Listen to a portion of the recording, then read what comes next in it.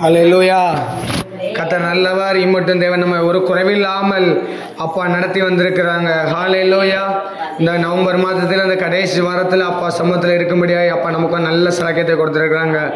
எங்க 2-3 நாமத்தில் கூடி இருக்கிற அவன் நடுவில் நான் இருக்கிறேன்னு சொன்ன ஆண்டவர் இந்த மாலை வேளையில் நம் நடுவில் வந்திருக்கிறாங்க. ஹல்லேலூயா. நேர செய்திக்கு நேராக போவோம். ரோமர்களின் நிருபம் 12ஆம் அதிகாரம் அதனுடைய 1வது வசனம். ரோமர் 12:1. புதிய ஏற்பாட்டில் 221வது பக்கம்.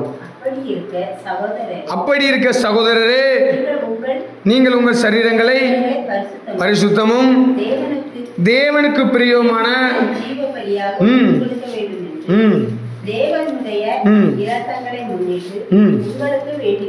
உங்களை வேண்டிக் கொள்கிறேன். இதுவே நீங்க செய்யத்தக்க புத்தியுள்ள ஆராதனை. ஹல்லேலூயா. இங்க அப்போஸ்தலன் பவுல் ரோமாபுரி சபைக்கு சொல்லும்போது சொல்கிறார், புத்தியுள்ள ஆராதனை. ஆராதனை என்றால் என்ன என்பதை என்ன செய்கிறார் பவுல், அப்போஸ்தலன் பவுல் தன்னுடைய நிருபத்தில் எழுதுகிறார். ஹல்லேலூயா. புத்தியுள்ள ஆராதனை. இந்த செய்தியின் தலைப்பு ஆராதனை. என்னது? வொர்ஷிப். ஆராதனை என்றால் என்ன? ஹல்லேலூயா. அதை பற்றி தான் என்ன செய்யப்படும் இன்னைக்கு கற்றுக்கொள்ள போயிடும். இன்னைக்கு ஆராதனைனாலே கொஞ்சம் வித்தியாசமாய் போய் கொண்டிருக்க காலகட்டத்தில் இருக்கிறோம். அப்படித்தானா? கள்ள உபதேசங்கள் நெருங்கி இருக்கிறதுனால ஆராதனை அவங்க மனம் போல போக்கலன்னு செய்யறதுக்கு போயிட்டு இருக்குது. இங்க ஆராதனை என்று சொல்லப்படல, புத்தியுள்ள ஆராதனை. அப்போ புத்தி இல்லாத ஒரு ஆராதனை இந்த உலகத்தில் என்ன செய்யுது? இருக்குது. இங்க அப்போஸ்தலன் பவுல் சொல்லுகிறார், இதுவே நீங்க செய்யத்தக்க புத்தி உள்ள ஆராதனை. அப்போ புத்தி இல்லாத ஆராதனை என்று ஒன்று இருக்குது. அப்போ நம்ம புத்தியோட ஆராதிக்கிறோமா, புத்தி இல்லாத ஆராதனை செய்தோமா? புத்தியுள்ள ஆராதனை செய்கிறோம். அப்போ அந்த ஆராதனை என்னெல்லாம் இருக்கணும்? நாங்கள் அப்போஸ்தலன் பவுல் சொல்லுகிறார், ஜீவ பலியாக ஒப்பு கொடுக்க வேண்டும் என்பதே அந்த ரோமர் 12:1. முதல்ல ஆராதனையில் அர்ப்பணிப்பு இருக்க வேண்டும். ஹல்லேலூயா. அர்ப்பணிப்பு. சொல்லுங்க, நம்ம புத்தியுள்ள ஆராதனை பண்றோமா நம்மை பரிசோதித்துக் கொள்ளணும். கண்ட ஆராதனையை கண்ட மாதிரி பார்த்துட்டு கண்ட மாதிரி ஆராதிக்க கூடாது. நம்ம ஆராதிக்கிற தேவன் அவர் ஒழுங்கின் தேவன். ஹல்லேலூயா. ஹல்லேலூயா. அவர் சகலத்தையும் ஒழுங்கும் கிரமமாக செய்கிற ஆண்டவர். ஹல்லேலூயா. ஹல்லேலூயா. அதனால நம் தேவனை ஆராதிக்கிற ஆராதனை ஒழுங்கும் கிரமமாக இருக்க வேண்டும். ஹல்லேலூயா. அதான் அப்போஸ்தலன் பவுல் கற்றுக் கொடுக்கிறார், நீங்க செய்யத்தக்க ஆராதனை என்ன ஆராதனை? புத்தியுள்ள ஆராதனை. அப்போ நம்ம செய்கிற ஆராதனை எப்படிப்பட்ட ஆராதனை இருக்க வேண்டும் என்று ஆண்டவர் விரும்புகிறார் என்றால், நாம் செய்யத்தக்க ஆராதனை புத்தியுள்ள ஆராதனை இருக்க வேண்டும். அந்த ஆராதனையில் என்னவெல்லாம் இருக்க வேண்டும்? முதலாவது அர்ப்பணிப்பு இருக்க வேண்டும். அர்ப்பணிக்கணும். நம்ம எப்படி அர்ப்பணிக்கணும்? அங்க வார்த்தை சொல்லப்பட்டிருக்கிறது, தேவனுக்கு பிரியமான ஜீவ பலியாக நம்மளே ஜீவ பலியாக அர்ப்பணிக்க வேண்டும். ஹல்லேலூயா. ஹல்லேலூயா. ஆதியாகமம் 22ஆம் அதிகாரத்தை வாசித்தீங்கன்னா அங்க ஒரு சம்பவம் நடக்குது. என்ன? 100வது வயதுல ஆபிரகாமோட வயது முதிர்ந்த வயதுல யார் பிறறா? ஈசாக்கு பிறக்கிறான். கர்த்தர் அவனை சோதிக்கிறாரு. உனக்கு நான் ஒரு பிள்ளை கொடுத்தேன்ல, அவனை கொண்டு போய் என்ன பண்ணு? பலியிடுங்கிறாரு. ஜீவ பலியாக கொடுங்கிறாரு. அவனை பலி செலுத்து அப்படிங்கிறாரு. அதற்கு அர்ப்பணிச்சான். அதற்கு என்ன செஞ்சான்? ஈசாக்கு தன்னை அர்ப்பணித்தான். ஆபிரகாமும் அதற்கு தன்னை அர்ப்பணித்தார். நம்ம ஈசாக்கு அர்ப்பணித்தார் மட்டும் சொல்லக்கூடாது. கட்டளை யாருக்கு வந்தது? ஆபிரகாமுக்கு வந்தது. ஆபிரகாம் தேவனுடைய சொல்லுக்கு தன்னை அர்ப்பணித்து அந்த ஆராதனை செய்ய மோரியா மலைக்கு போறான். 3 நாள் பிரயாண தூரம் பண்ணி 3ஆம் நாள் காலையில பார்க்கறான், மலை தூரத்துல இருக்குது. அப்பவும் அதை தாண்டி 3ஆம் நாள் தாண்டி பிரயாணம் பண்ணியிருக்கிறாங்க. பண்ணி அந்த மலை உச்சியில் அடைந்து அங்கே செய்த கட்டைகள் அடுக்கி யாரை கடத்துறா? ஈசாக்க கடத்துறான். தன் மகனையே தேவனுக்காக ஜீவ பலியாக ஆபிரகாம் அர்ப்பணித்தான். ஹல்லேலூயா. அந்த உன் சந்ததியை வானத்தின் நட்சத்திரங்கள் போல ஆண்டவர் பெருக பண்ணுவேன்னு சொல்லி அவனுக்கு வாக்கு கொடுத்தார். ஹல்லேலூயா. இன்னைக்கு வரைக்கும் ஆபிரகாமை கொடுத்து பேசுறோம் அப்படின்னா அவன் செய்த ஆராதனை புத்தி உள்ள ஆராதனையாக இருந்தது. அவனுடைய ஆராதனை அர்ப்பணிப்பின் ஆராதனையாக இருந்தது. ஹல்லேலூயா. இன்னைக்கும் நம்ம செய்கிற ஆராதனை அர்ப்பணிப்பில் தான் ஆரம்பிக்கணும், அர்ப்பணிப்போடு தான் முடியணும். ஹல்லேலூயா. அர்ப்பணிப்பில்லாத ஆராதனை வீண். ஹல்லேலூயா, ஹல்லேலூயா. ஒரே வாக்கில் பாட்டா பாடிடக்கூடாது. ஹல்லேலூயா. நம்ம ஆராதனையில் நம்ம அர்ப்பணிக்கிறேன். சப்பா என்ன அர்ப்பணிக்கிறேன் சொல்லுங்க, என்ன அர்ப்பணிக்கிறேன், பலிபீடத்தில் ஜீவ பலியாக என்ன அர்ப்பணிக்கிறேன். எனக்கூட காணோட பெருமைகள் சுட்டரிக்கப்படட்டும், மேட்டிமை சுட்டரிக்க, தேவனுக்கு பிரியமில்லாத காரியங்கள் எல்லாம் பலிபீடத்தில் சுட்டரிக்கட்டும். ஹல்லேலூயா. அப்படி நாம் ஆராதிக்கும் பொழுது அந்த ஆராதனையில் தேவன் என்ன பண்ணுகிறார், பிரியப்படுகிறவராக இருக்கிறார். ஹல்லேலூயா, ஹல்லேலூயா. சங்கீதம் 51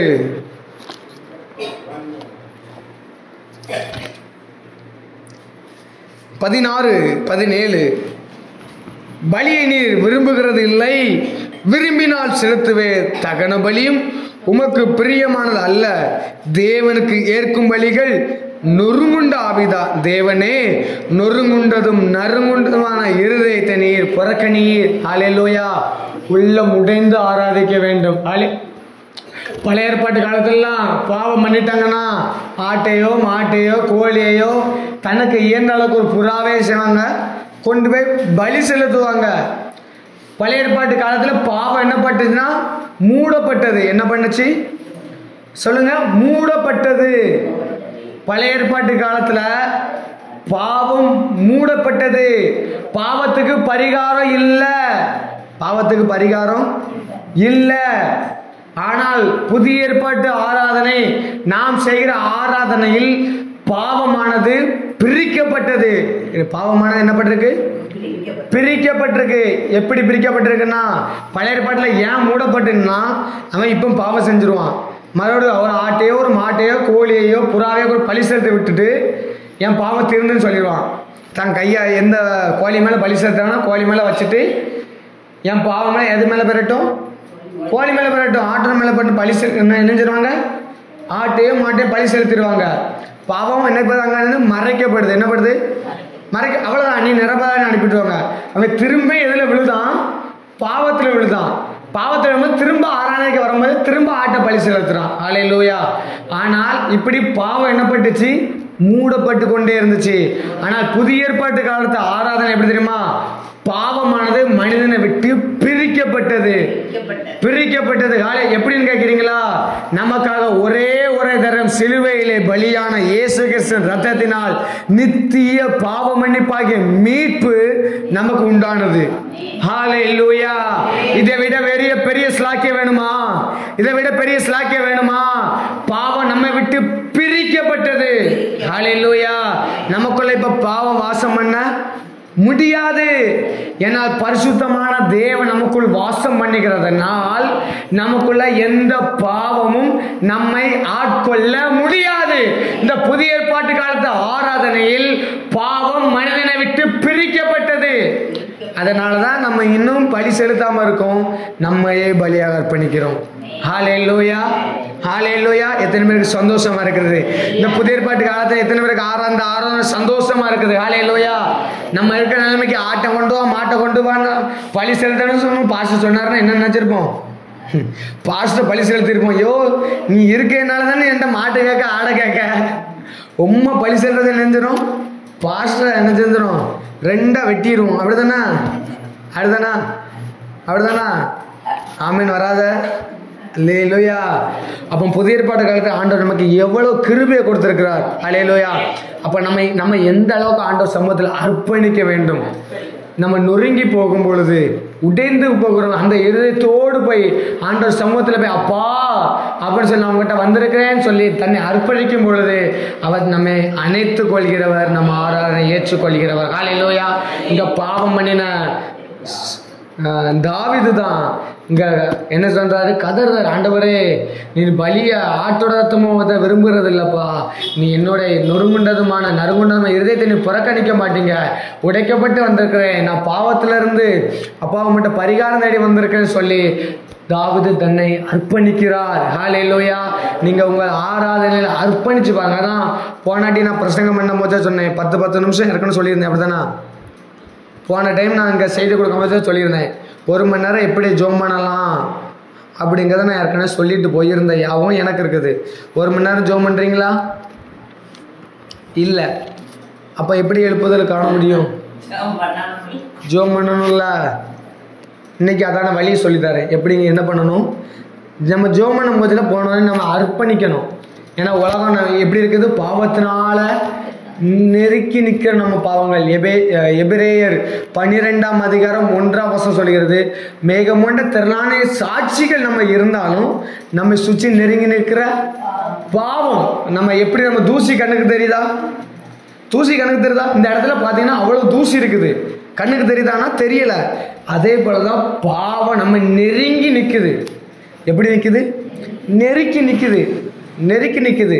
அந்த பாவத்தோடு அப்பா சமூகத்தில் போனால் நம்ம பிள்ளை நல்லா மண்ணில் புரண்டுட்டு விளையாண்டுட்டு குப்பையாக வேற நாத்தத்தோடு வந்து அம்மான்னு நம்ம மடியில் வந்து உட்காருது.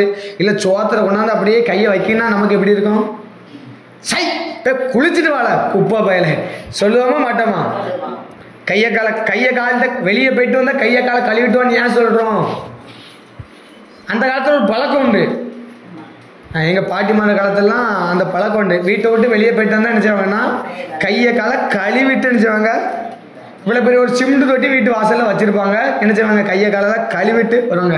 ஏன் வெளியில் தூசியே கண்ணை கழுதலன்னு நினச்சிருப்ப, மிதிச்சுட்டு வந்திருப்ப. வீடு என்ன சுத்தமாக இருக்கணும், உள்ள உரம்பத்து எப்படி இருக்கணும்? நீ சுத்தமாக இருக்கணும். அப்படிதானா? இன்னைக்கு ஏன் வீட்டு வாசல் நம்ம ஏன் தூத்து பெருக்கி சாணி முழுவதும்? ஏன் சுத்தமாக இருக்கணும். வீட்டுக்குள்ள வந்த குப்பை நம்ம கண்ணுக்கு தெரியாத குப்பைலாம் வீட்டுக்குள்ள வந்ததுனால தூசி அடைஞ்சிருது. அதனால் தூத்து பெருக்கி குப்பை இப்பெல்லாம் வெளியே தந்து இவ்வளோ சுத்தமாக வச்சுக்கிட்டோம். நம்ம வீடையே நம்ம சுத்தமாக வச்சுக்க பிரயாசப்படும் பொழுது நம்ம ஆண்டவர் நம்முடைய இருதயமாகிய வீட்டில் வாசம் பண்ணுகிறார். ஹல்லேலூயா. கொரிந்தியர்ல சொல்லப்பட்டிருக்குது, நீங்களே தேவனுடைய ஆலயமாக இருக்கிறீர்கள். அப்போ தேவனுடைய ஆலயமாக இருக்க நம்முடைய இருதயத்தை நம்ம எவ்வளோ பரிசுத்தமாக வைத்திருக்க வேண்டும், எவ்வளவு சுத்தமாக வச்சிருக்க வேண்டும். ஆமேனா? ஆமேனா? அந்த பரிசுத்தத்துக்காக தான் ஆண்ட சமூகத்தில் போய் நம்ம என்ன செய்ய வேண்டிய இருக்கிறது? அர்ப்பணிக்க வேண்டியதா இருக்கிறது. ஹல்லேலூயா. அப்ப நம்முடைய ஆராதனை, புத்தியுள்ள ஆராதனை எப்படி இருக்க வேண்டும்? அர்ப்பணிக்கிற ஆராதனையா என்ன செய்ய வேண்டும்? இருக்க வேண்டும். ஏசப்பா நமக்கு இந்த பாவ மன்னிப்பை நமக்கு தரதற்கு சிலுவையிலே தன்னை அர்ப்பணித்தார். பழைய ஏற்பாட்டு காலத்துல ஏசப்பா ரத்தம் கிடையாது. நீங்கள் பழைய ஏற்பாட்டில் வாசித்து பார்த்தீங்கன்னா இயேசுவின் ரத்தம் சொல்லக்கு வாய்ப்பே கிடையாது. ஏன்னா ஏசப்பா ரத்தமே சிந்தலை. ஏசப்பான்னு சொல்ல வாய்ப்பு இல்லை. ஆனால் புதிய ஏற்பாட்டில் நீங்கள் வரும்போதுல அங்கே தாராளமாக சொல்ல இயேசு கிறிஸ்துவின் ரத்தம் சகல பாவங்களை நீக்கி நம்மை சுத்திகரிக்கும். ஹல்லேலூயா. ஏசப்பா தன்னையே ஜீவ பலியாக அர்ப்பணித்தார். அவர் பாவம் இல்லாதவர், ஆனால் நமக்காக பாவம் ஆக்கப்பட்டார். ஹல்லேலூயா. ஒரே ஆட்டுக்குட்டி அவர் அடிக்கப்பட்டனால அவரே தன்னை ஜீவ பலியாக சிலுவையிலே மரணத்திற்கு ஒப்பு கொடுத்தார். ஹல்லேலூயா. ஹல்லேலூயா. அந்த சிலுவை பாடுகளை நம்ம நினைவு கூர்ந்து நம்மை நாமே அர்ப்பணிக்க வேண்டும். ஹல்லேலூயா. ஹல்லேலூயா. ரெண்டாவது, நம்ம நல்ல ஸ்தோத்திரம் பண்ண வேண்டும். நல்லா என்ன செய்ய வேண்டும்? ஸ்தோத்திரம் பண்ண வேண்டும். அதே சங்கீதம் 50:23 ஏற்கனவே சங்கீதம் 51 நம்ம அந்த பக்கத்தில் வைத்திருப்போம்னு நினைக்கிறேன். சங்கீதம் 50ஆம் அதிகாரம் அதோட 23வது வசனம், ஸ்தோத்திர பலி இடுகிறவன் என்னை மகிமைப்படுத்துகிறான். ஹல்லேலூயா. ஹல்லேலூயா. ஸ்தோத்திர பலியிடுறவன் யாரை மகிமைப்படுத்துகிறான்? தேவனை மகிமைப்படுத்துகிறான். ஹல்லேலூயா. இங்கே சங்கீதம் தான் சொல்லுங்க, ஆசாப்பின் சங்கீதம் சொல்லப்பட்டிருக்கிறது. சங்கீதக்காரனை ஆசாப் பாடும் பொழுது சொல்கிறார், இது யாரு? ஸ்தோத்திர பலியிடுகிறவன் தேவனை மகிமைப்படுத்துகிறான். அநேகருடைய ஸ்தோத்திரத்தினால கிருபைகள் என்ன செய்யுமா? பெருகுமா. ஹல்லேலூயா. அநேகருடைய ஸ்தோத்திரத்தினால கிருபை பெருகு. 2 கொரிந்தியர் 4:15 சொல்லப்பட்டிருக்கிறது, அநேகருடைய ஸ்தோத்திரத்தினால கிருபைகள் பெருகும். அவர் நமக்கு மிகுந்த கிருபை அளிக்கிறாரே என்று வேதம் சொல்கிறது. ஹல்லேலூயா. எபிரேயர் 13:15.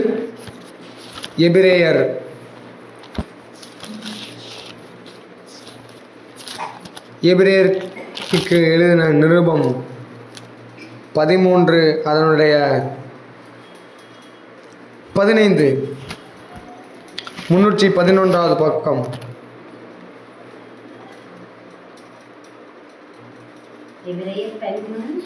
15. ஆகையால் நாமத்தை துதிக்கும்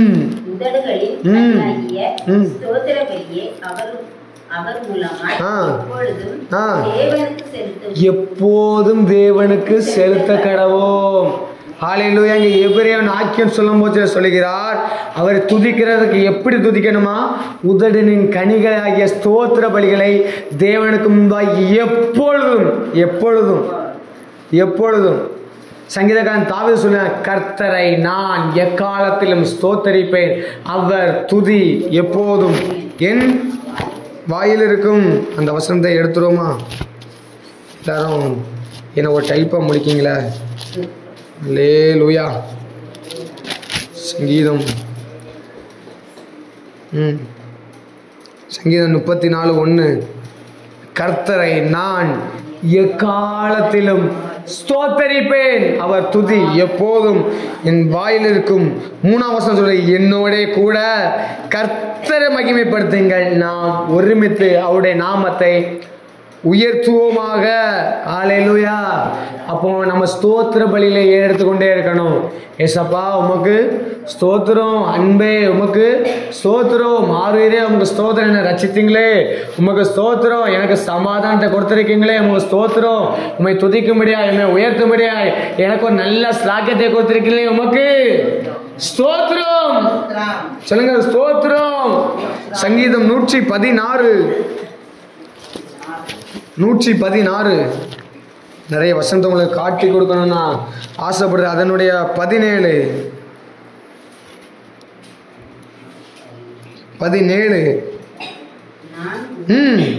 நான் உமக்கு ஸ்தோத்திர பலியை செலுத்தி கர்த்தருடைய நாமத்தை தொழுது கொள்வேன். அப்ப நம்ம ஆராதனை எங்க ஒரு தொழுகை வருகிறதா? கர்த்தருடைய நாமத்தை தொழுது கொள்வேன். நம்முடைய ஆராதிக்கிற எப்படி ஆராதிக்க வேண்டும் என்று சங்கீதக்காரன் தாவீது சொல்கிறார், நான் உமக்கு ஸ்தோத்திர பலிகளை செலுத்தி உம்மை ஆராதிப்பேன். ஹல்லேலூயா, ஹல்லேலூயா. அப்ப நம்முடைய தெய்வத்தை நாம் எப்படி ஆராதிக்க வேண்டும்? அக்கா அங்க பாருங்க, 744வது பக்கம் எழுதி வச்சுக்கோங்க, வீட்டில் போய் தியானிங்க. ஹல்லேலூயா. அப்போ நம்முடைய தெய்வத்தை நாம் எப்படி ஆராதிக்க வேண்டும்? ஸ்தோத்திர பலியிட்டு நாம் ஆராதிக்க வேண்டும். அநேகருடைய ஸ்தோத்திரத்தினாலே கிருபைகள் பெருகும். 2 கொரிந்தியர் எடுத்துருவோமே, வாசித்துருவோம். உங்களுக்கு அநேக வசனங்களை காட்டி கொடுக்க நான் ஆசைப்படுகிறேன். 2 கொரிந்தியர் அதனுடைய 4ஆம் அதிகாரம் 15வது வசனம். 2 கொரிந்தியர் 4:15.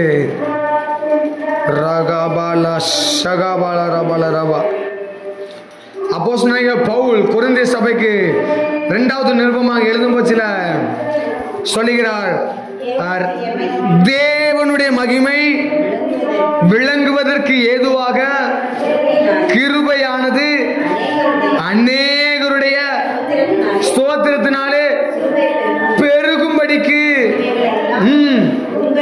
உங்கள் நிமித்தம் உண்டாயிருக்கிறது. ஹல்லேலூயா, ஹல்லேலூயா. அநேகருடைய ஸ்தோத்திரத்தினால எது பெருகுமா? கிருபை பெருகும். புலம்பல் 3:22 சொல்லப்பட்டிருக்கிறது, நாம் நிற்பதும் நிர்மூலமாகாதிருப்பதும் ராஜாவுடைய சுத்த கிருபை. கிருபை. ஹல்லேலூயா. நம்முடைய கிரயம் செலுத்த ரட்சிப்பு கிடைக்கவில்லை, இலவசமாய் கிருபையாய் இந்த விலையேற பெற்ற ரட்சிப்பை நமக்கு தந்திருக்கிறாரே, அதற்காக நாம் ஸ்தோத்திரம் பண்ண வேண்டும். அந்த கிருபை நமக்கு நாளுக்கு நாள் நாம் எத்தனையோ முறை ஆண்டவரை மறுதலித்து இருக்கிறோம், எத்தனை முறை ஜெபிக்காமல் இருந்திருக்கிறோம், எத்தனை முறை வேதத்தை தியானிக்காமல் இருந்திருக்கிறோம், எத்தனை முறை ஆண்டவரை மறுதலித்து என்பதுதான். ஒரு பாடுகள், ஒரு பிரச்சனை, ஒரு உபத்திரம், நிந்தனைகள் வரும் பொழுது தேவனை விட்டு தூரம் போன நேரத்திலும் அவர் கிருபையாய் நம்மை அவருடைய சமூகத்தில் மீண்டுமாய் வரும் பொழுது கிருபையாய் நம்மை ஏற்றுக்கொண்டாரே, அதுதான் கிருபை, அதுதான் கிருபை. தகுதி இல்லாத நம்மையும் தகுதிப்படுத்துவதுதான் தேவனுடைய கிருபை. அந்த கிருபை நமக்கு தந்திருக்கிறாரே, அதற்காக நாம் ஸ்தோத்திரம் பண்ணுவோமா? நல்ல கையை தட்டி இதுல வெளியேற பெற்ற கிருபையை நமக்கு இலவசமாய்.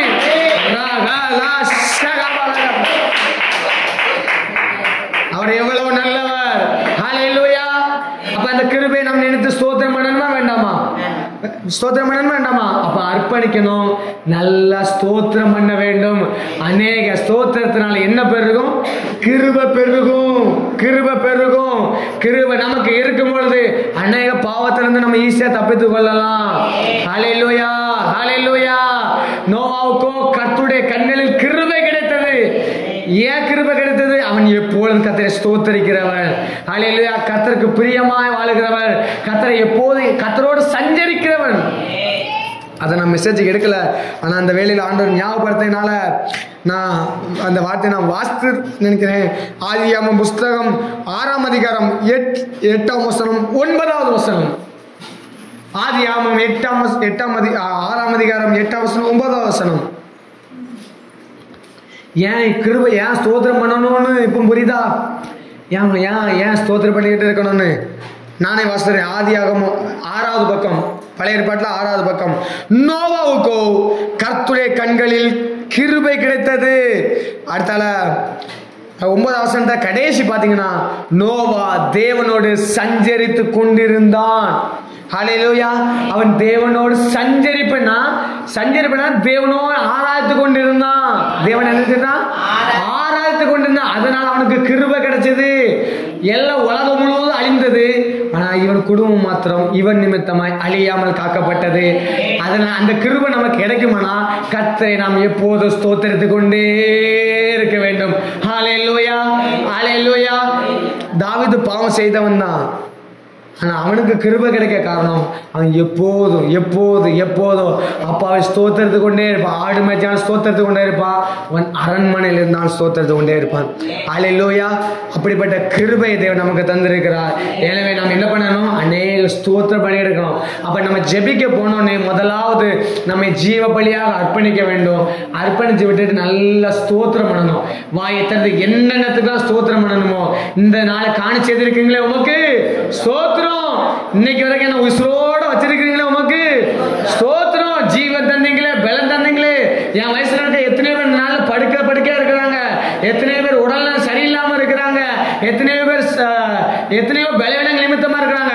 ஆனால் எனக்கு இந்த நாள் வரைக்கும் ஜீவன் தந்து பலம் தந்து வாழ வைத்த ஒரு குறைவில்லாமல் எடுத்து வருகிறீர்களே உமக்கு ஸ்தோத்திரம். இது சொல்லலாமே நம்முடைய ஜெபத்துல, இது சொல்லலாமே நமக்கு ஜெபத்துல. எனக்காக நீங்க பலியானீங்களே உமக்கு ஸ்தோத்திரம். ஹல்லேலூயா, ஹல்லேலூயா. மூணாவது நல்லா துதிக்கணும். நல்லா வாயை திறந்து என்ன செய்யணும்? துதிக்கணும். சங்கீதம் 147:1. சங்கீதம் 147ஆம் அதிகாரம்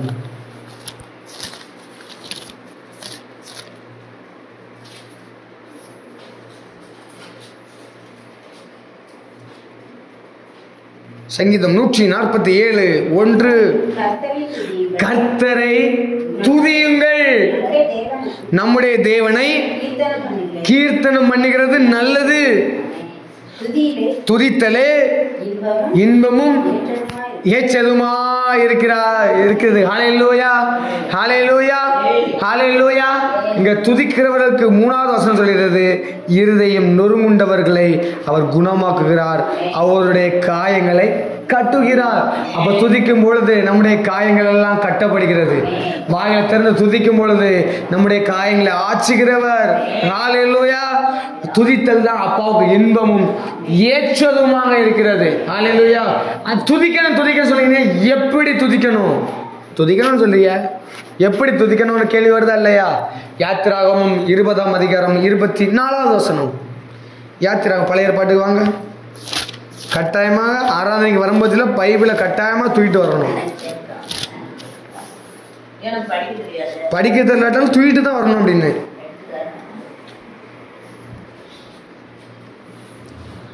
யாத்திராகமம் 24வது வசனம்.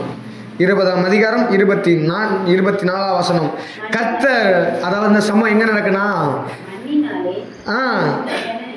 மண்ணினாலே பலிபீடத்தை எனக்கு உண்டாக்கி அதன் மேல் உன் ஆடுகளையும் உன் மாடுகளையும் அர்ப்பணிப்பு வந்துட்டா சர்வாங்க தகன பலியாக செலுத்துவாயாக. அது எதுக்கு அடையாளமா இருக்குது? நம்முடைய அர்ப்பணிப்புக்கு அடையாளமா இருக்கிறது. நான் என் நாமத்தை எந்த ஸ்தானத்தில் வந்து உன் இடத்தில் வந்து உன்னை ஆசீர்வதிப்பேன். ஹல்லேலூயா. அவரை எப்படி துதிக்கணும்? அவருடைய நாமத்தை சொல்லி துதிக்கணும். ஹல்லேலூயா, ஹல்லேலூயா.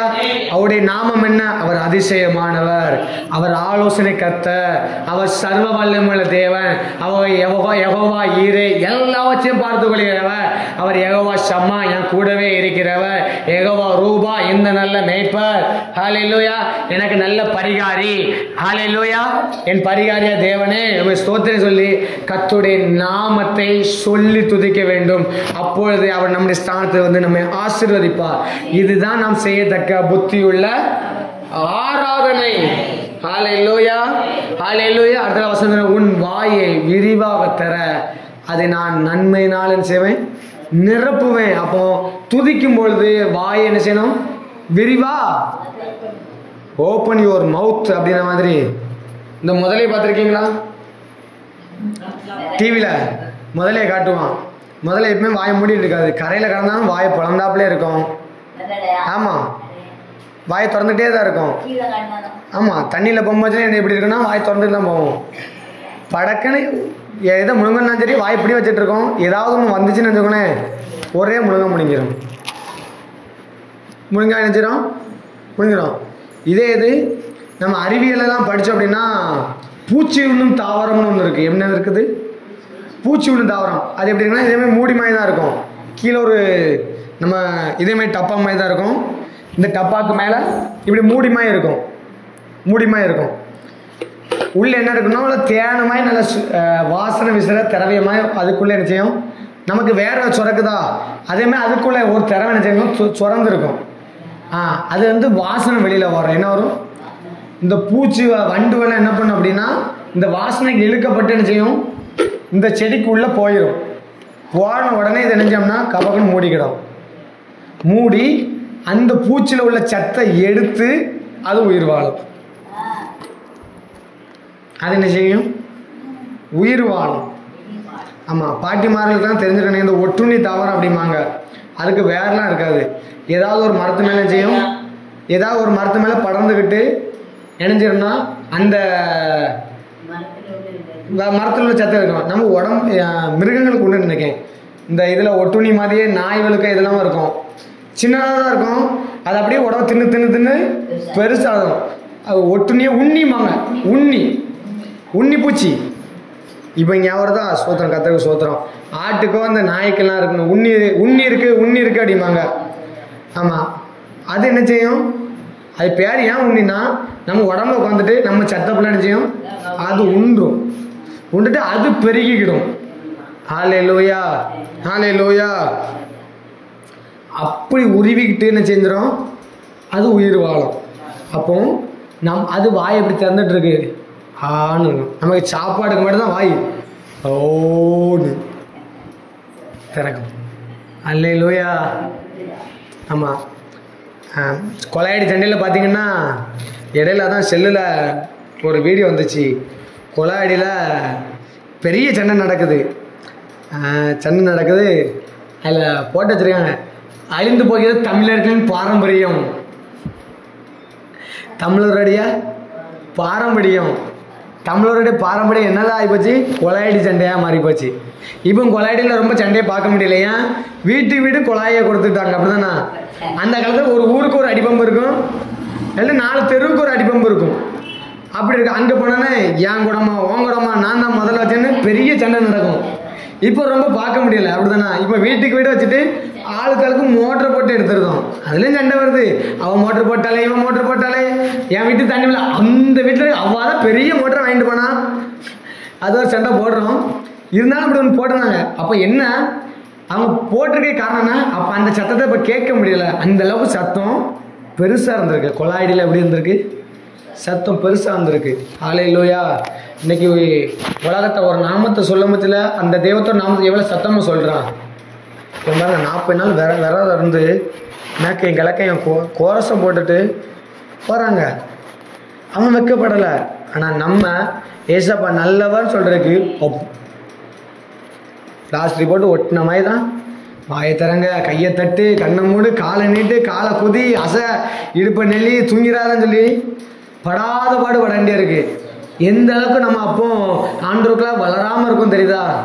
அப்போ நம்மளோட புத்தி உள்ள ஆராதனை என்ன? வாயில திறந்து அப்பா செய்த நாமத்தை சொல்லி துதித்து கொண்டே இருக்கணும். அப்படி நாமத்தை என்ன செய்யணும்? சொல்லி துதித்து கொண்டே இருக்கணும். சங்கீதம் 150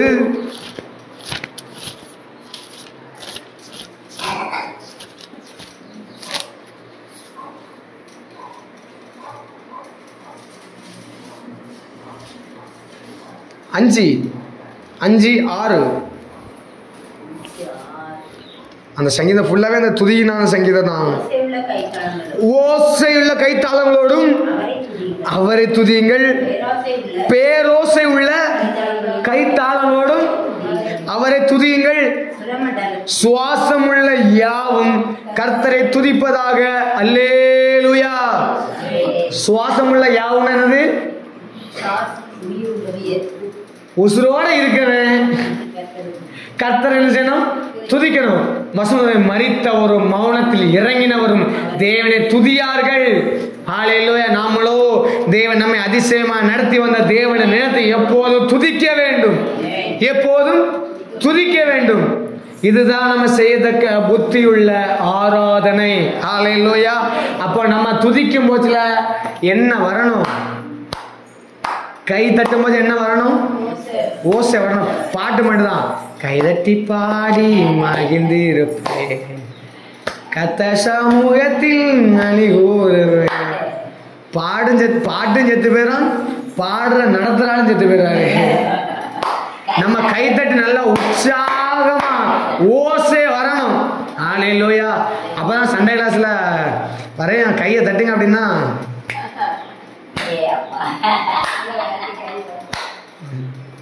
நம்ம உற்சாகம், நம்ம இருக்கிற உற்சாகம் முன்னாடி நிற்கிற ஆட்கள் எப்படி இருக்கணும்?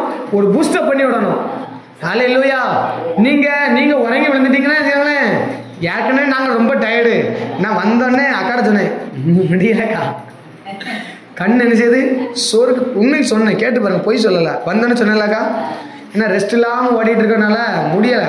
2:45 வீட்டு வந்து நிற்கும். 2:50 அக்கா போன அடிச்சாங்க, நீ தானே வருவ அப்படின்னாங்க. ஆமாக்கா நான் தான் வரேன். பாஸ்ட் அப்போ தான் கரெக்டாக சொல்லிட்டு உள்ளே வராங்க. அந்த ஜெபத்தில் உட்காந்துட்டு நான் எடுக்கணும்னு நினச்சது செய்தி வேறு.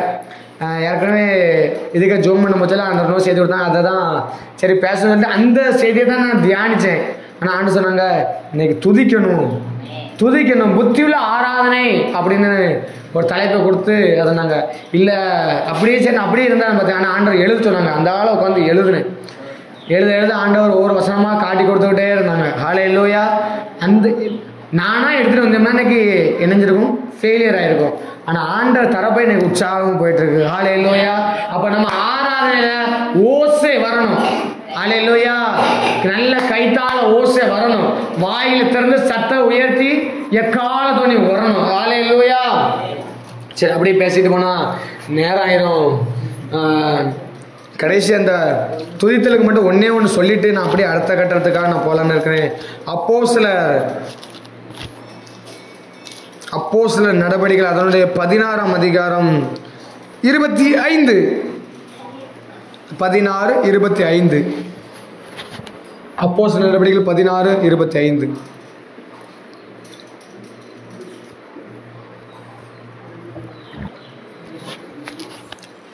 நடு ராத்திரியிலே பவுலும் சீலாவும் ஜெபம் பண்ணி தேவனை துதித்து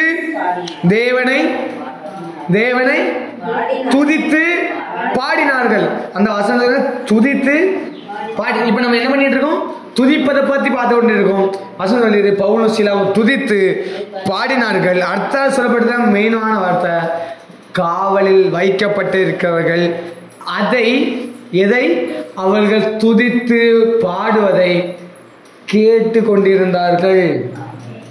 அந்த வசனத்தை திரும்ப வாசிங்களை எல்லாம் சேர்ந்து வாசிக்கலாமா? அப்போஸ்தலர் 16ஆம் அதிகாரம் அதனுடைய 25ஆம் வசனத்துல பின் பகுதி வேண்டாம், ஃபர்ஸ்ட்ல இருந்தே வாசிக்கிறோமா? நடு ராத்திரியிலே பவுலும் சீலாவும் ஜெபம் பண்ணி தேவனை துதித்து பாடினார்கள். காவல் வைக்கப்பட்டிருந்தவர்கள் எதை கேட்டுக்கொண்டிருந்தார்கள்? அவர்கள் துதிப்பதையும் பாடுவதையும் கேட்டுக்கொண்டிருந்தார்கள். அல்லேலூயா. ஏற்கனவே இந்த ஸ்டெப்பை நான் முன்னாடி சொல்லிட்டேன். நம்ம ஜெபம் பண்றத 4 பேர் கேட்கணும். செத்தையும் ஜெபம் பண்ணிட்டு வரேன், செத்த ஜெபம் பண்ணிட்டு வரேன்னு சொல்லவே ஏக்கா நீங்க இருங்க, நான் செத்த ஜெபம் பண்ணிட்டு வரேன். ஆமா, ஊமையா இருக்கக்கூடாது. ஊமையா நான் சொன்னா அவ்வளோ சத்தமாங்கிறத விட நம்ம பேசுகிற சத்தம் நமக்கே கேட்கணும். செல்லம் ஜெபம் பண்ண பார்த்தீங்களா?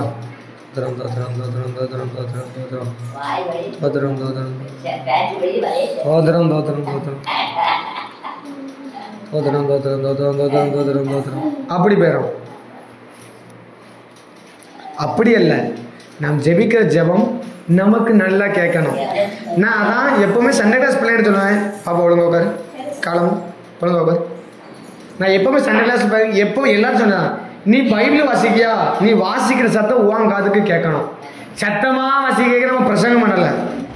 இப்போ நான் உங்களுக்கு பிரசங்கம் பண்றேன்னா சத்தமா பேசுறேன். பைபிள் வாசிக்கிறேன்னா நான் வாசிக்கிற சத்தம் என் காதுக்கு கேட்கணும்.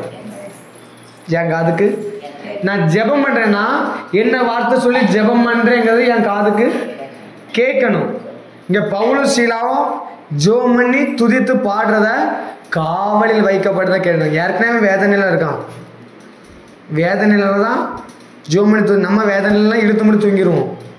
ஆண்டவரே ஆண்டவரே நான் உண்மை நம்பி வந்தேன்னா என்ன இப்படி ஆயிடுச்சா, இன்னும் ஒன்றும் நடக்க மாட்டேங்க, எனக்கு காலில் இருக்க வலிச்சா பண்ணி சுகர் குறைய உண்டைக்கு சொத்து வர உண்டைக்கு என்ன சொல்லிட்டு நினைஞ்சிடும், காலை நீட்டிட்டு படுத்துருவோம்.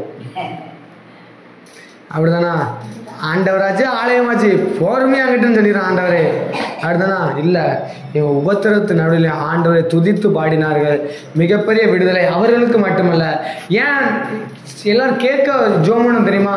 நம்ம துதித்து பாடுகிறது நம்முடைய ஆவியை உயிர்ப்பிக்கும், நம்ம பக்கத்தில் இருக்கிறவங்க ஆவியை உயிர்ப்பிக்கும். அதுக்குன்னு நடு ராத்திரியில் 12 மணிக்கு இருந்துச்சு தோத்திரம் தோத்திரம் நின்னா வீட்டுக்காரால விளக்கமாத்த வந்துட்டு சாத்திடும். நானும் தூங்கிட்டு இருக்கேன், நீ நம்மளும் அப்படி தூங்கி அதிகாலையில் எழும்பி குடும்பமாக உட்காந்து நல்ல சத்தமாக ஜோம் பண்ணி நல்ல கையை தட்டி பாட்டு படிச்சு நினைச்சிடும் ஜோம் பண்ணணும். அதுக்குன்னு ஒரு நேரம். பவுல் சில நடுராத்திரி தான் ஜோம் பண்ணாங்க. அப்பவும் நான் நடு ராத்திரில தான் என் நடு ஜாமா தான் இருந்துச்சு நினைச்சுவேன். ஜோம் பண்ண சொல்லிட்டு அந்த மனுஷனே டயர்டாக வந்திருப்பாரு. இல்லை வீட்டில் பிள்ளையோ டயர்டாக வந்திருக்கேன் வேலை பார்த்துட்டு. நடு ராத்திரி இருந்து லவா லவா லவா அப்படின்னா அந்த பையன் டமார் நடு டமார் டமார் நினச்சிருவேன். அல்லேலூயா. அதுக்கு ஆண்டவர் நமக்கு ஞானத்தை கொடுத்திருக்கார். எந்த இடத்துல இப்போ ஜெபம் பண்ணும் போது நம்ம என்ன செய்யணும்? கட்சி கொண்டு நம்ம பேசுகிற சத்தம், நம்ம துதிக்கிற சத்தம் நம்ம செவியில் என்ன செய்யணும்? ஃபர்ஸ்ட் கேட்கணும், கேட்கணும். அல்லேலூயா. அடுத்தால 4ஆவதாக நம்ம நன்றி செலுத்துறவர்களா இருக்க வேண்டும். கொலோசியர் 3ஆம் அதிகாரம் 15வது வசனம்.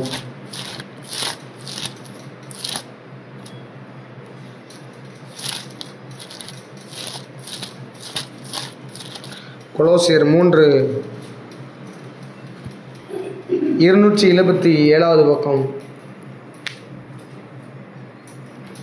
3ஆம் அதிகாரம் அதனுடைய 15வது வசனம் வாசிக்கிறேன். தேவ சமாதானம் உங்கள் இருதயங்களில் ஆள கடவது, இதற்கென்றே நீங்கள் ஒரே சரீரமாக அழைக்கப்பட்டீர்கள், நன்றி எறிதல் உள்ளவர்களாயும் இருங்கள். அல்லேலூயா, ஹalleluya, ஹalleluya. கொஞ்சம் சத்தமா தான் சொல்லுங்க. ஹalleluya, ஹalleluya. பலமா சொல்லணும். ஹalleluya. இங்க வசனம் சொல்லிடுற அப்போஸ்தலன் பவுல் கொலோசியருக்கு நிருபம் எழுதும் சொல்கிறார், நீங்கள் எப்படி இருங்கள்? நன்றி அறிதல் உள்ளவர்களா இருங்கள். ஹalleluya. திருவள்ளுவரே ஒரு திருக்குறள் அப்படி சொல்லியிருப்பாரு, நன்றி மறப்பது நன்றென்று, நன்றல்ல தன்றே மறப்பது நன்று. அப்படின்னா என்ன அர்த்தம்? நல்லதை நீ மறந்துடாத, அது நல்லது இல்லட்டா அது அப்பவே மறந்துரு. அல்லேலூயா. ஒருத்தர் உனக்கு நன்மை பண்ணானா நன்மை நீ மறந்துடாத. ஒருத்தர் நமக்கு இக்கட்டில் உதவினாங்கள மறந்துடக்கூடாது. ஆனா ஒருத்தர் நமக்கு தீமை செஞ்சானா அந்த தீமை அப்பொழுதே மறந்து விடு. அதான் வசனம் ஆரம்பிக்கும் பொழுது தேவ சமாதானம் நமக்கு வேணும்னா நம் நன்றி அறிதல் உள்ளவர்களா இருக்க வேண்டும். ஹல்லேலூயா. ஒருத்தங்க எனக்கு நன்மை செஞ்சிருக்கிறாங்க, அந்த நன்மைக்கு என்ன சொன்னா அந்த அண்ணனை எப்போ பார்த்தாலும் சரி ஒரு ஸ்தோத்திரமும் பண்ணிட்டு திரும்ப செலுத்த முடியாட்டாலும் பரவாயில்ல, ஆனால் எனக்கு அன்னைக்கு செய்தாங்க அதற்காக நன்றி ஏசப்பா, நன்றி சொல்லணும். நன்றி சொல்ல நம்ம கடமைப்பட்டிருக்கிறோம். அப்ப நம்முடைய ஆராதனை நன்றி உள்ள ஆராதனை இருக்கணும். எனக்காக சிலுவையில் அடிக்கப்பட்டீங்களே ஏசப்பா, எந்த ஆட்டோட ரத்தமும் மாற்று ரத்தம் எனக்கு தராத விலையேறப்பட்ட ரட்சிப்ப உம்முடைய சிலுவையின் ரத்தத்தினால் எனக்கு தந்தீங்களே, எனக்காக நீ சாபமானீங்க, நான் பாவமாயிடக்கூடாது, நான் விழுந்து போயிடக்கூடாதுன்னு சொல்லி நீங்க எனக்காக பாவமாகி நான் ரத்தம் சிந்தி விடக்கூடாது, நான் ரத்தம் சிந்தி மறித்து விடக்கூடாது என்பதற்காக எனக்காக நீங்க ரத்தம் சிந்தி சிலுவையின் மரணத்தை நீர் ஏற்று கொண்டு நான் பாவத்தில் மறித்து விடக்கூடாது என்பதற்காக நீர் மறித்து நீர் உயிரோடு எழுப்பினது போல என்னையும் பாவத்துக்கு மறித்து நீதிக்கு பிழைக்க செய்திருக்கீங்களே, உமக்கு நன்றி சொல்லலாமே. ஏசப்பாக்கு சொல்லலாமே. வாழ வச்சிருக்காங்களே நன்றி சொல்லலாமே. தேவையெல்லாம் சந்திக்க வச்சிருக்காங்களே, நமக்கு மிகப்பெரிய பணக்காரங்களா இல்லாம இருக்கலாம், ஆனாலும் அன்றன்றைக்கான தேவையில் அற்புதமா சந்தித்து வராங்களே, நன்றி சொல்லலாமா? இன்னைக்கு வரைக்கும் மற்றவன்கிட்ட போய் கையேந்த விடலையே, இன்னைக்கு வரைக்கும் தலைமுடி விடலையே, இன்னைக்கு வரைக்கும் ஆண்டு நமக்கு நல்ல சுகத்தை கொடுத்திருக்கிறாங்க. நமக்கு வயசாயிட்டு போயிதான், ஒரு பக்கம் பலவீனமா இருக்குதான், ஆனாலும் அந்த பலவீனத்தில் அப்ப நடக்க பழந்திருக்கிறாங்களே. எத்தனையோ சளி பிரச்சனை தான், ஆனால் அதுல எத்தனை பேர் மூச்சு விட முடியல, மூச்சு திணறாங்க, ஆனால் நமக்கு எத்தனையோ பலவீனம் வரும்போது நல்ல மூச்சு திணறாங்களே, நல்ல நன்றி சொல்லலாமே.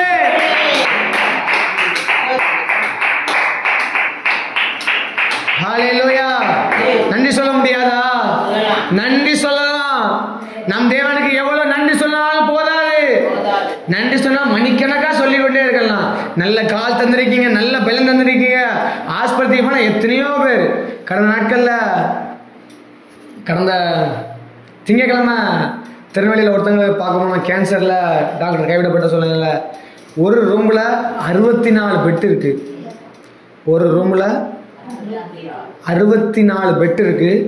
64 பெட்டில் யார் இருக்கான்னு பார்த்தீங்கன்னா கேன்சர்ல 4வது ஸ்டேஜ். இதுக்கு மேலே அவங்கள காப்பாற்றவே முடியாது. ஒரு அண்ணன் கேன்சர் வார்டு எங்கே இருக்குது அப்படின்னு சொல்லி கேட்குறேன். நீங்கள் எந்த கேன்சர் வார்டை கேட்குறீங்க? கேன்சரில் இங்கே நிறைய வார்டு இருக்குது, நீங்கள் எந்த வார்டுக்கு போகணும்? அப்போ புரிஞ்சுக்கிட்டேன், எத்தனையோ பேர் உயிருக்கு போராடுறாங்க, அப்போ நமக்கு ஜீவன் தந்திருக்கிறாங்க. ஹல்லேலூயா. எந்த வார்டுன்னு ஒரு இதுக்கு கேட்குறாங்க, கேன்சருக்கு நீங்கள் எந்த வார்டுக்கு போகணும்? அப்போ கேன்சரில் பல பிரிவு வச்சுருக்கிறாங்க, அது ஃபுல்லாக நிரம்பி வழியுது, ஜனங்கள் ஃபுல்லாக வெளியில் படுத்துருக்குறாங்க. ஹல்லேலூயா. சின்ன பிள்ளையிலேருந்து வயதான ஆள் வரைக்கும் கேன்சரில் இருக்கிறாங்க. 4வது ஸ்டேஜ். இப்போ ஃபஸ்ட்டு ஸ்டேஜை தனியாக வச்சுருப்பாங்க, 2nd ஸ்டேஜ், 3rd ஸ்டேஜ், 4வது ஸ்டேஜ். இதுக்கு மேலே அவங்கள காப்பாற்றவே முடியாது. கைவிடப்பட்டவங்கள ஒரு இடத்துல, அந்த இடத்துல 64 பேர் உயிருக்கு போராடி கொண்டு இருக்கிறாங்க. ஆனால் இன்னைக்கு அப்பா நமக்கு நல்ல சுகத்தை தந்தாங்க. அந்த இடத்துல எனக்கு கண்ணீர் வந்துச்சு. எத்தனையோ பலவீனம், அன்னைக்கு பலவீனத்தோட வண்டி ஓட்டிட்டு போனேன், அதனால் எனக்கு இந்த பலவீனத்துலையும் வண்டி ஓட்ட பலந்து இன்னைக்கு இவங்களுக்காக வந்து ஜெபிக்க முடியாது. எனக்கு நல்ல சாக்கியத்தை விடுறீங்களே, உமக்கு நன்றி ராஜா. எத்தனையோ கொள்ளை புராண வியாதிகள் நமக்கு இருந்தாலும் நம்ம குடும்பத்தை ஆண்டு தப்பித்திருக்கிறதே, நன்றி சொல்லலாமே. இதுதான் புத்தியுள்ள ஆராதனை. ஹல்லேலூயா. ஹல்லேலூயா. இந்த ஆராதனை செய்ய நம்மளால முடியாதா? இந்த ஆராதனை செய்ய நமக்கு முடியாதா? அடுத்த நல்ல பாட்டு படிக்கணும். நல்ல ஒரு 2-3 பாட்டுகள், 1 மணி நேரம் ஆராதிக்கணும், ஒரு 2-3 பாட்டுகள் படித்து ஆராதிக்க தப்பு இல்லை. ஆனால் 1 மணி நேரம் ஒரே பாட்டாக படிச்சிடக்கூடாது. ஹல்லேலூயா. பவுலுசிலாவும் அவர்கள் ஜெபம் பண்ணி துதித்து பாடினார்கள். ஹல்லேலூயா. துதிச்சாச்சு, இப்போ என்னது? பாடினார்கள். வசனம் சொல்ல நேரம் இல்லை, பாடினார்கள். அப்படி நாம் துதித்து பாடும் பொழுது அநேக விடுதலை நாம் பெற்றுக்கொள்ள முடியும். ஹல்லேலூயா. கடைசியாக நாம் ஜெபம் பண்ண வேண்டும். ஹல்லேலூயா. யாக்கோபு 15ஆம் அதிகாரம், யாக்கோபு 5ஆம் அதிகாரம் 16வது வசனம். யாக்கோபுக்கு எழுதின நிருபம் 5ஆம் அதிகாரம் அதனுடைய 16வது வசனம்.